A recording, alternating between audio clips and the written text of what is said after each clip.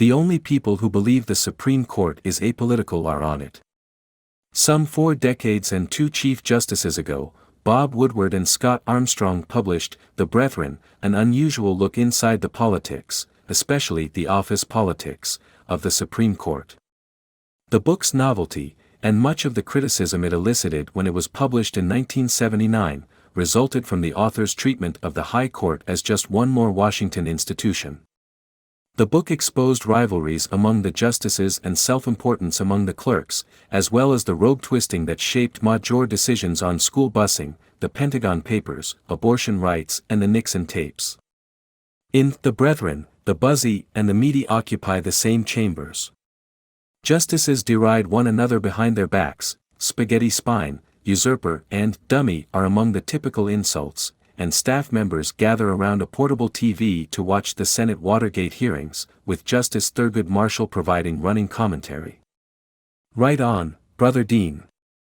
Chief Justice Warren Burger frustrates his colleagues by waiting until the last minute to reveal his vote, thus often joining the majority and retaining the power to assign the opinion to the justice of his choice, or to himself.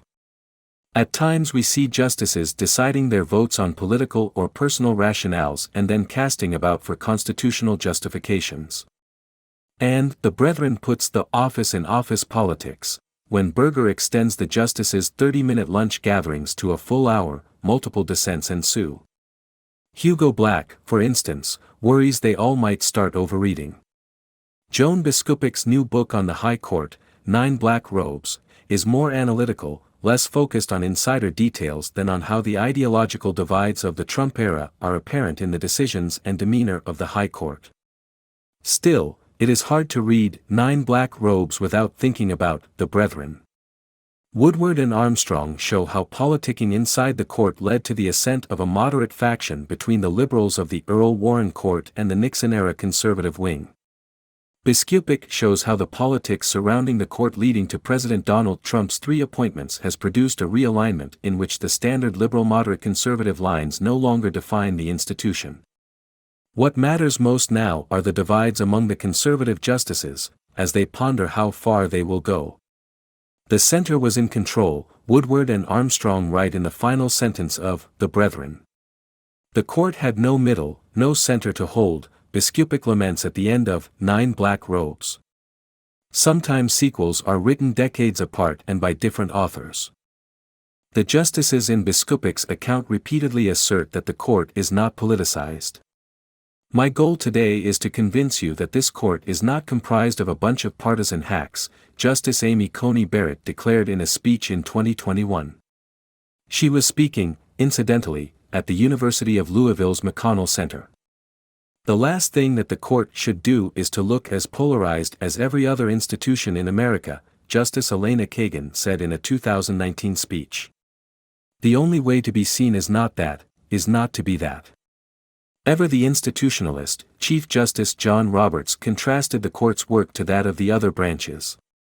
What I would like to do, briefly, is emphasize how the judicial branch is, how it must be, very different, he said shortly after the indelible confirmation hearings for Brett Kavanaugh in 2018.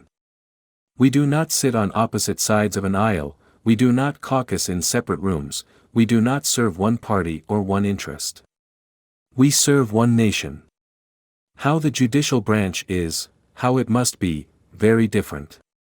Roberts' phrasing seems to acknowledge that he is stating a hope as much as fact. The Supreme Court regarding itself as apolitical is a bit like the Senate still considering itself the world's greatest deliberative body, that is, somewhere between aspiration and self-delusion. Even though politics and ideology divided the court well before Trump sat in the Oval Office, Biskupic writes, the Trump presidency and the forceful influence of his 3 Supreme Court appointees propelled the judiciary into a new period of polarization. Of course, The Brethren too depicts a court in which political considerations were constant. Chief Justice Burger, the only justice who the authors specifically say was not interviewed for the book, frequently worries about the implications of various decisions for the Nixon administration, and he makes a point of issuing some non-conservative opinions early in his tenure to confuse his liberal detractors in the press, Woodward and Armstrong write. And when the court is deciding whether President Richard Nixon can invoke executive privilege to avoid handing over recordings of his White House conversations, Justice Harry Blackmun counsels Burger that the court's opinion would be more influential if written by a justice who was a Republican as well as one of Nixon's appointees. Given that William Rehnquist was recused from the case and that Burger, as Chief Justice, would preside over a potential Nixon impeachment trial in the Senate, that formula conveniently left only Blackmun. Unpersuaded, Burger assigned himself the unanimous opinion in United States v. Nixon, in which the court ruled against the president. When health problems forced Justice William Douglas to the sidelines, his colleagues panic over President Gerald Ford's potential pick, and how recent 5-4 opinions might end up going the other way. They were all horrified at the prospect of half a dozen major decisions being reversed in a year's time, the authors write. The court would appear to be a political institution, its decision less rooted in the law than in the personalities and politics of the individual justices. This concern that the court might merely appear politicized, rather than concern that it would in fact be revealed to be politicized, still reflects an abiding faith among members of the High Court. An institution less rooted in the law than in the personalities and politics of the justices is very much how Biskupic depicts the court. Before the death of Justice Ruth Bader Ginsburg, Roberts had already become the new, ideological center of the institution. In mid-2019, she writes, there was still some pretense that the two ideological camps were trying to work together. But when Barrett became Trump's third appointee in late 2020, giving the conservatives a 6-vote majority, the longer-serving justices Clarence Thomas and Samuel Alito were emboldened by the ascendant conservatism, Biskupic writes. Joined by the Trump appointees, they echoed the former president's sense of aggrievement on culture war issues, from abortion rights to vaccine mandates. Their time had come. Much as with Trump voters, grievance is the obligatory reference when describing conservative justices. Biskupic claims that Alito, for one, sounds perpetually aggrieved and wears a heavy cloak of grievance. Perhaps the cloak fits under the robe.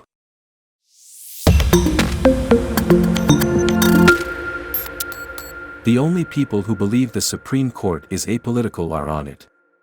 Some 4 decades and 2 Chief Justices ago, Bob Woodward and Scott Armstrong published The Brethren, an unusual look inside the politics, especially the office politics, of the Supreme Court. The book's novelty, and much of the criticism it elicited when it was published in 1979, resulted from the author's treatment of the High Court as just one more Washington